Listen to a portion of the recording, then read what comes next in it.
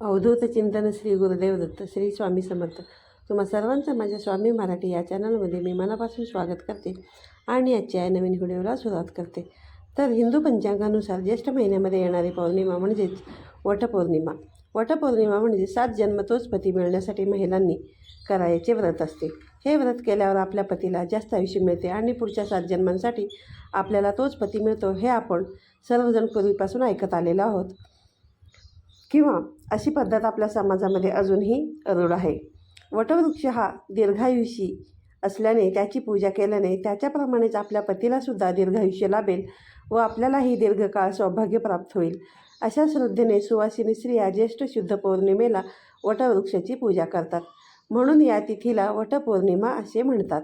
तर आजच्या या व्हिडिओमध्ये आपण यावर्षी वटपौर्णिमा कधी आहे, तारीख, वार, पौर्णिमेची तिथीची सुरुवात आणि समाप्ती, त्याचबरोबर वटपौर्णिमेचा उपवास कसा करायचा आणि वटपौर्णिमेचे महत्त्व अशी संपूर्ण माहिती आज मी तुम्हाला या व्हिडिओमध्ये देणार आहे. त्यासाठी हा व्हिडिओ शेवटपर्यंत पहा.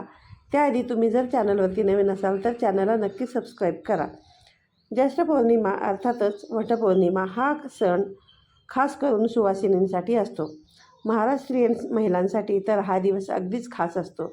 आपल्या पतीच्या दीर्घायुष्यासाठी आणि सुखी वैवाहिक जीवनासाठी वटसावित्रीचे व्रत पाळले जाते. यावर्षी वटपौर्णिमेचा सण हा दिनांक शुक्रवार 21 जून 2024 रोजी साजरा केला जाणार आहे.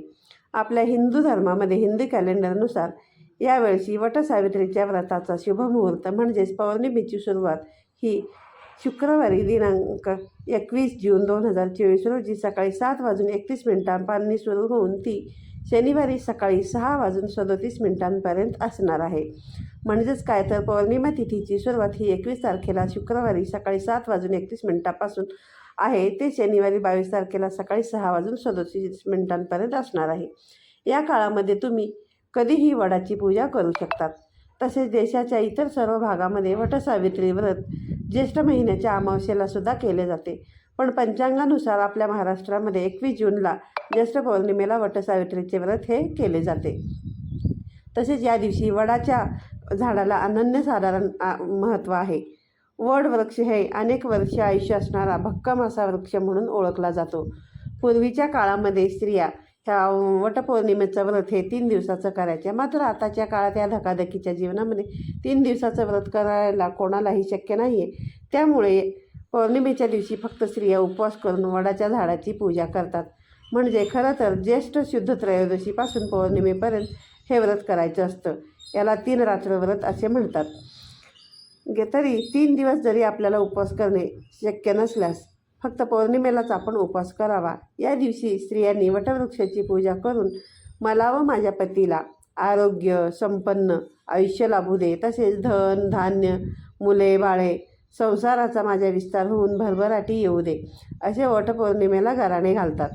सनातन धर्मामध्ये अनेक विवाहित स्त्रिया आपल्या पतीच्या दीर्घायुष्यासाठी ज्येष्ठ महिन्याच्या पौर्णिमेला वटसावित्री व्रत करतात. या दिवशी आपल्या पतीच्या दीर्घायुष्यासाठी आणि सुखी संसारासाठी दिवसभर निर्जला उपवास केला जातो आणि मग वडाच्या झाडाची विधिवत पूजा करून 7 जन्मांसाठी हाच नवरा मिळावा ही प्रार्थना केली जाते. आता बऱ्याच ठिकाणी कसं होतं की स्त्रिया पौर्णिमेच्या दिवशी हा उपवास करतात, पण काही ठिकाणी अशी पद्धत आहे की सकाळपासून फक्त वडाची पूजा होईपर्यंतच हा उपवास ठेवला जातो आणि मग वडाची झाडाची एकदा का पूजा झाली की मग त्यानंतर हा उपवास सोडला जातो. आमच्याकडे सुद्धा अगदी वडाची झाडाची पूजा होईपर्यंतच आम्ही उपवास धरतो आणि त्यानंतर मग काहीतरी गोडाधोडाचं खाऊन उपवास सोडत असतो. तुमच्या भागामध्ये पण तुम्ही ज्या पद्धतीने हे व्रत केलं जातं त्यानुसार तुम्ही हे व्रत करू शकतात. असे मानले जाते की या पवित्र वृक्षाखाली पूजाविधी केल्याने जे कोणी हे पूजा करतात त्यांच्या मनातील सर्व इच्छा पूर्ण होतात. पण हे जे काही वटपौर्णिमेचं व्रत आहे हे फक्त विवाहित स्त्रियांनीच करायचं असतं. ज्यावेळेस तुम्ही वडाच्या झाडाची पूजा करता, वडाच्या झाडाला ज्यावेळेस तुम्ही धागा गुंडाळत असता त्यावेळेस तुम्हाला तुमच्या पतीच्या दीर्घायुष्यासाठी एक मंत्र म्हणायचा आहे. तो मंत्र असा आहे: वटमूले स्थितो ब्रह्मा वटमदे जनार्दन वटाग्रे तू शिवदेव सावित्री वटसंस्कृता. हे जे काही मंत्र आहे हे जे मंत्र आहे ते आपल्या पतीच्या अखंड सौभाग्यासाठीचं हे मंत्र आहे. त्यामुळे ज्यावेळेस तुम्ही वडाच्या झाडालाही धागा गुंडाळाल त्यावेळेस तुम्हाला हे मंत्र म्हणायचं आहे. हे मंत्र मी तुम्हाला स्क्रीनवरती सुद्धा देईन आणि डिस्क्रिप्शन बॉक्समध्ये सुद्धा देईन, त्यामुळे तुम्हाला ते म्हणायला सोपं जाईल. तर ज्या रीतीने सावित्रीने तिचा पती सत्यवान याला यमराजाकडून परत मिळवण्यासाठी हा उपवास केला होता, त्याप्रमाणे हे शुभव्रत पाळणाऱ्या स्त्रिया सौभाग्यवती व सुखी वैवाहिक जीवन प्राप्त करण्यासाठी हे सावित्रीचं व्रत करतात. सुवासिनी स्त्रिया हे अतिशय श्रद्धेने व निष्ठेने हे व्रत करत असतात. वटवृक्षाच्या फांद्यांना आणि पारंब्यांना सावित्रीचे रूप मानले जाते, कारण देवी सावित्रीने तपश्चर्या करून आपल्या पती सत्यवानाचे प्राण हे यमाकडून परत मिळवले होते असे मानले जाते. वटपौर्णिमेचे महत्त्व. पतीच्या दीर्घायुष्यासाठी पत्नी वटसावित्रीने हे व्रत ठेवलेले होते. धार्मिक मान्यतेनुसार हे व्रत केल्याने पत्नीच्या सर्व अडचणी दूर होतात. वटसावित्रीच्या आख्यायीनुसार या व्रताच्या प्रभावामुळे सावित्री देवीचा पती सत्यवानाला सुद्धा मृत्यूची देवता यमाने जीवनदान दिले होते. याशिवाय हे व्रत ठेवल्याने वैवाहिक येणाऱ्या समस्यांपासूनही सुटका मिळते. वटवृक्षाच्या खोडामध्ये विष्णू, मुळामध्ये ब्रह्मा आणि फांद्यांशी विराजमान आहेत. तसेच वडाच्या झाडांच्या फांद्यांना सावित्री मातेचे रूप मानले गेलेले आहे. त्यामुळे वटवृक्षाची पूजा केल्याने आपल्याला देवाचा आशीर्वाद लाभतो असे मानले जाते.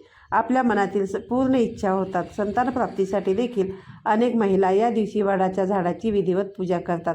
वडाच्या झाडाचे आयुष्य हे अखंड असते. ज्येष्ठ महिन्यामधील पौर्णिमा तिथीला वटवृक्षाच्या सावलीत देवी सावित्रीने आपल्या पतीला पुनरुज्जीवन मिळवून दिले होते. तसेच या दिवसापासून वटवृक्षाची पूजा करण्याची पद्धतही रूढ झाली आहे. थोडक्यात म्हणायचं झालं तर पौर्णिमेच्या दिवशी सौभाग्यवती स्त्रियांनी हा उपवास करतात. वटवृक्षाची पूजा केली जाते. एकमेकींना वाण देतात. नंतर सावित्रीची कथा ऐकतात. आपल्या पतीला दीर्घायुष्य लाभो यासाठी हे व्रत अनेक स्त्रिया करत असतात. वडाची पूजा केल्यानंतर 7 जन्मांसाठी हाच नवरा मिळावा ही प्रार्थना केली जाते. अशा प्रकारे वटपौर्णिमेच्या व्रत हे केलं जातं. तर वडाची पूजा अगदी योग्य पद्धतीने कसं करायची याबद्दलचा सुद्धा व्हिडिओ मी तुमच्यासमोर घेऊन येणार आहे. तर त्यासाठी तुम्ही चॅनलला नक्कीच सबस्क्राईब करा, म्हणजे ज्यावेळेस मी एखादा नवीन व्हिडिओ टाकेन त्याचे सर्वात आधी नोटिफिकेशन तुमच्यापर्यंत येईल आणि तुमचा एकही व्हिडिओ मिस होणार नाही. तर वटपौर्णिमेचं हे व्रत केल्याने वैवाहिक जीवनामध्ये येणाऱ्या अडचणींपासून सुटका मिळते आणि ह्या व्रताला पवित्रतेचं प्रतीकसुद्धा मानलं जातं. हे व्रत केल्याने पती पत्नीच्या नात्यांमध्ये गोडवा निर्माण होतो. तर अशा प्रकारे आजच्या या व्हिडिओमध्ये मी तुम्हाला वटपौर्णिमेबद्दल बरीचशी माहिती देण्याचा प्रयत्न केलेला आहे. तर आजचा हा व्हिडिओ तुम्हाला कसा वाटला हे तुम्ही मला नक्की सांगा. तुम्ही जर चॅनलवरती नवीन असाल तर चॅनलला सबस्क्राईब करा आणि तुमच्या नातेवाईकांनासुद्धा हे व्हिडिओ शेअर करा. तर पुन्हा भेटूया अशाच एका नवीन आणि माहितीपूर्ण व्हिडिओमध्ये. श्री स्वामी समर्थ.